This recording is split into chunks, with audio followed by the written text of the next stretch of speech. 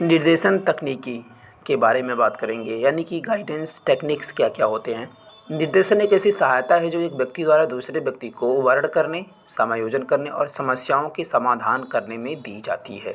आप निर्देशन की परिभाषा आप शुरू में भी सीख चुके हैं। इसमें आप समझ सकते हैं कि इसमें व्यक्ति को क्या करने के लिए दूसरे व्यक्ति को वर्ण करने, समायोजन करने और समस्याओं के समाधान करने में दी जाती है। तो इसके लिए हम कौन कौन सी तकनीकें अपनाते हैं, अगर हम देखें, निर्देशन प्राप्त करने वाले व्यक्ति से संबंधित मूलभूत आंकड़ों, सूचनाओं के संकलन के लिए निर्देशक जो तकनीकें अपनाता है वे या तो मानकीकृत होते हैं या अमानकीकृत होते हैं। यानी कि निर्देशन की जो तकनीक में हम मोटे तौर पर दो भागों में बांट लेते हैं, मानकीकृत और अमानकीकृत।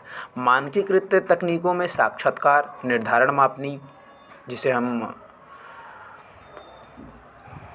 मेजरिंग बॉक्स के नाम से भी जानते हैं, साक्षात्कार, प्रश्नावली, प्रेक्षण, समाजमिति, आत्मकथा, संचयी तथा वृत्तांत अभिलेख के बारे में हम आगे धीरे धीरे सबके बारे में थोड़ा विस्तार से पढ़ेंगे। अभी आप दो चीज़ें जान लीजिए। एक मानकीकृत निर्देशन की जो तकनीक होती है दो प्रकार की होती है। मानकीकृत, ठीक है, स्टैंडर्डाइज्ड एंड नॉन स्टैंडर्डाइज्ड।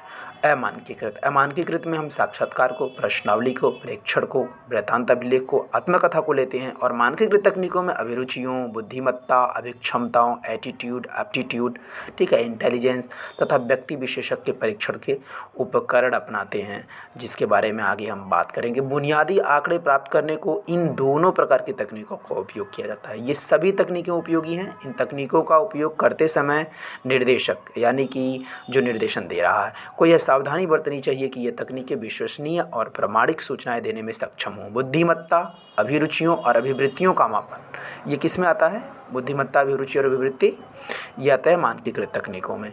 तो आपने देखा मानकीकृत तकनीक और अमानकीकृत तकनीक। अगर आप दो ऐसे बॉक्स बनाएं तो एक बॉक्स में आप लिख सकते हैं मानकीकृत तकनीकों में बुद्धिमत्ता, अभिरुचि, अभिवृत्ति, अभिरुचि, एप्टीट्यूड, एटीट्यूड।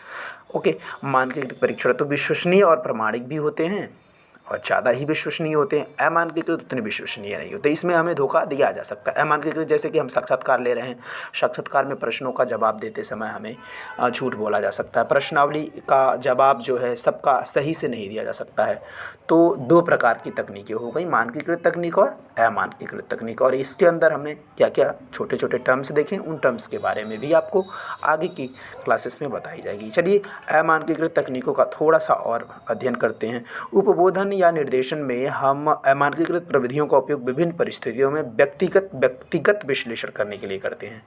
एक व्यक्ति का व्यक्तिगत विश्लेषण ही तो होता है साक्षात्कार के द्वारा, प्रश्नावली के द्वारा।